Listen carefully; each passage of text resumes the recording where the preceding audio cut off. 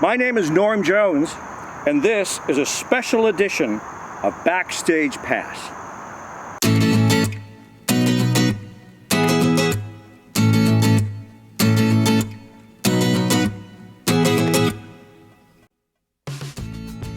I've wanted to do an adaptation of a children's book for quite a while.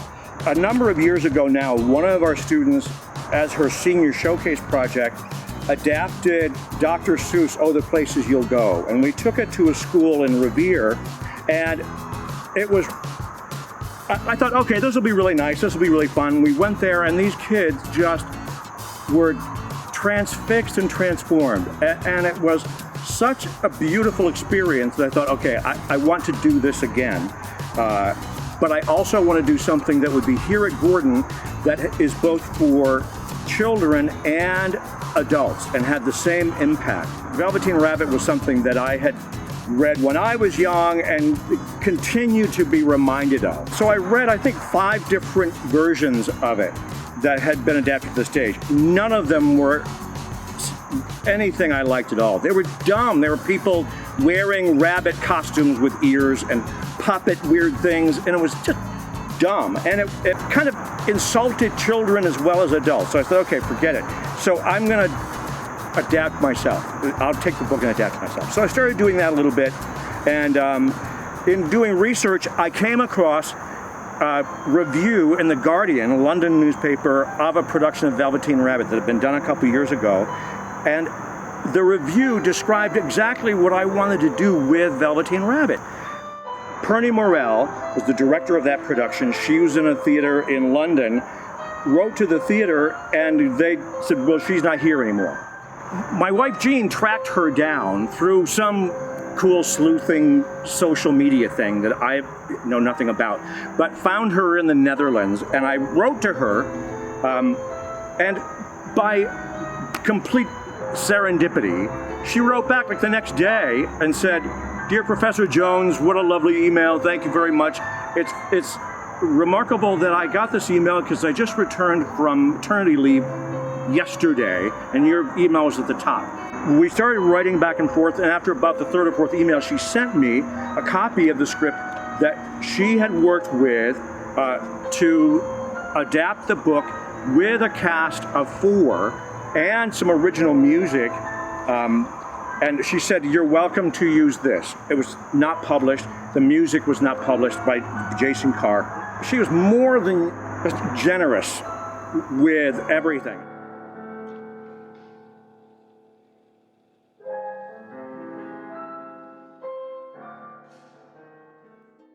So the show was supposed to happen actually way back in March, but obviously, well, something happened, so we couldn't do it then, but we were gonna try to do it after spring break.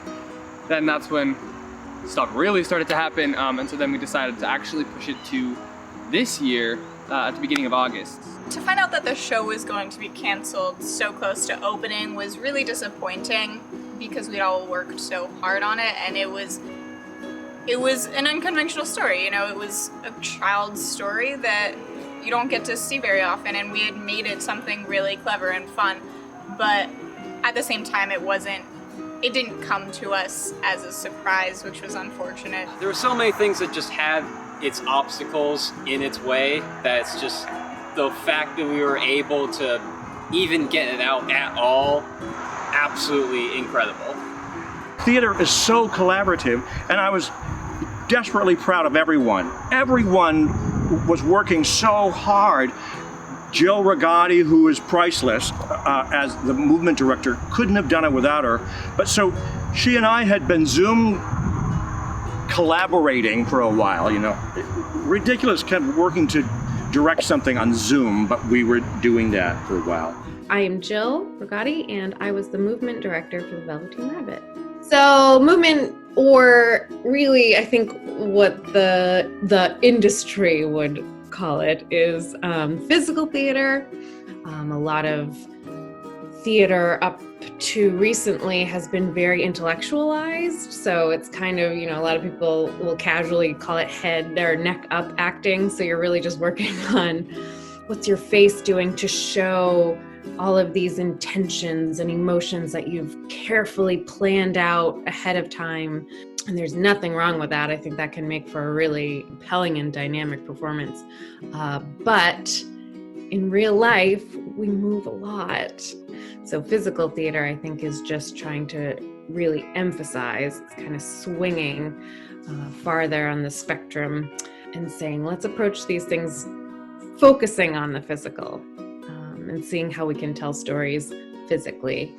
Jill, it was so fun working with Jill because she's a movement master and I've never done anything with movement. That was such a cool experience.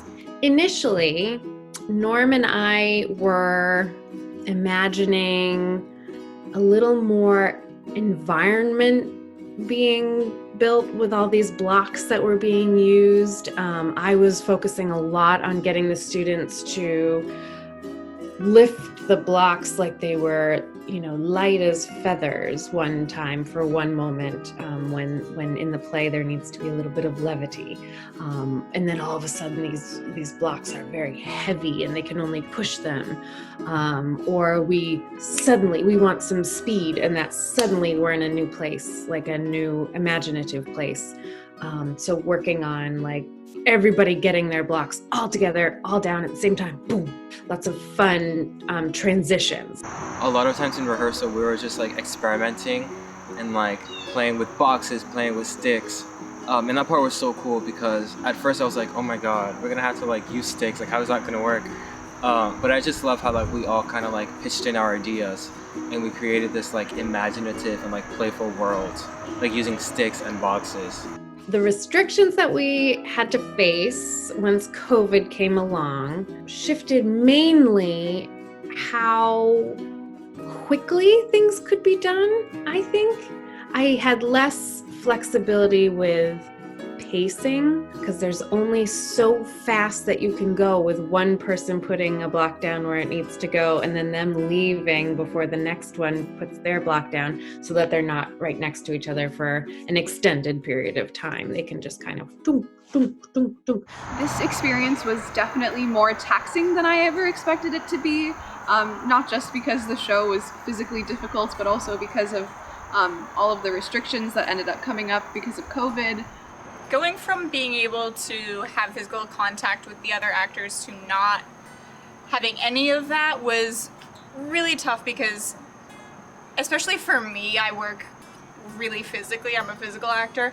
It was tough because building those relationships, building the bonds and the physicality of your character and the relationships with others was based on a lot of that stuff. So to go from that into not being able to touch the bunny or pick up the same prop after another person was really tough. You're always thinking an extra level beyond what your instincts are. We had started with one idea, not socially distanced and like everything like that, and then coming back and having to learn not only like the protocols, but then like redoing the show, like relearning it after like 5 months. It was a little difficult, but it was actually really nice to come back to having something that like we remember and like have it sort of be normal.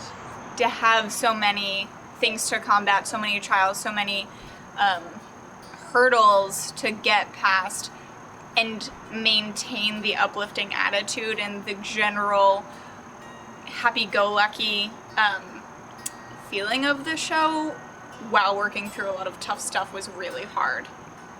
Figuring out when could people be here or not, reading guidelines that were changing weekly for outdoor performances. Indoor, no, that's out now, you're going to be outside. Oh, you can have a minimum of 50 or 100 in an audience, including everything. Then that got cut to 50. So it was just a moving target all the time. Besides just the task of actually getting it staged where the audience is 25 feet away. I deliberately wanted to adapt it for the fall so that the pandemic is in a sense part of the show. How many adaptations I ended up doing? 8. By the time what we filmed was done, I had done 8 different adaptations of it. I had read a review of a production that was happening in the Berkshires, the only professional production going on during the pandemic at that time. And one of the reviews was talking about how nervous an audience was in coming. Is it going to be safe? And are the actors going to be safe? So I knew I had to go overboard in showing, look, we are really safe.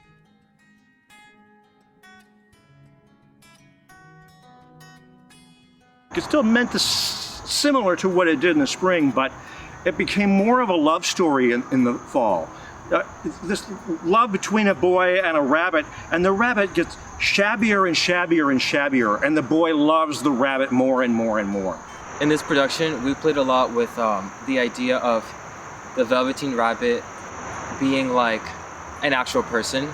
So we played with his intention of being loved and loving and caring, especially like in this context of like COVID and the pandemic, but also like just in general. And what does it mean to like love someone fully? During a pandemic, when we're isolated, anxious, often lonely, not knowing what is coming next, that whole definition of what it means to love and be real, apart from the way things look or what circumstances are, it meant even more. There's this underlying metaphor of loving your neighbor, and to love the neighbor, it's good to have your masks and, you know, protecting others. And that's an underlying metaphor in the show. So I was like, wow, it's even more relevant now. If I had to use one word to describe Velveteen, I would probably say playful. Resilience. Sweet. Miracle. Pure. Imagination. Love. Passion. Heartwarming. Say that one more time. Heartwarming. It was just fun, and it was easy to just show up at rehearsal and play and let it be a kid's show, because that's what it was. It was playful. You should watch this show because of all the effort so many people put into it. At the end, it really felt worth it. It is the most worthwhile show I feel like I have ever done. You could see that everyone in this cast and everyone who was part of this production really truly cared about this show, and especially about what it meant during this pandemic. It was something so special, and I feel very privileged to have been a part of it. You're reminded about all of these essential things that we have between humans, like in relationships.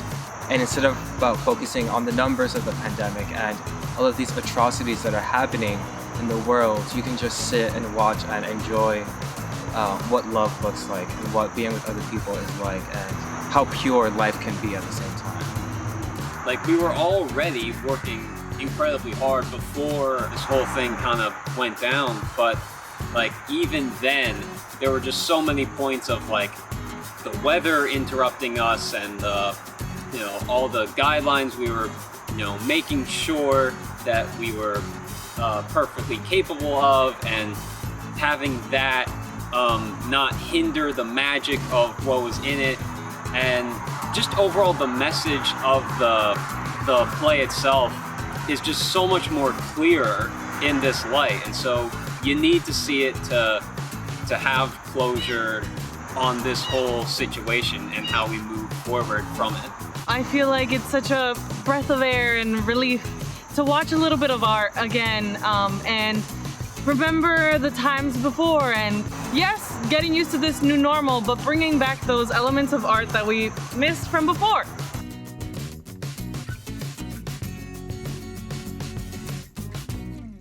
I look at this situation with COVID and I see where artists can really demonstrate to everyone else in our culture or worldwide how to accept a limitation and not just have it be there, but use it to your advantage. I think that's a unique thing that artists study and learn how to do, that not very many other vocations have. And I think that's really beautiful and unique and incredible. So I hope that in this project, the people who saw it maybe felt a bit of that. Certainly, it will have that benefit for the everyone who worked on it. But yeah, I kind of hope that artists can kind of be a beacon for everybody in this time of extreme limitations.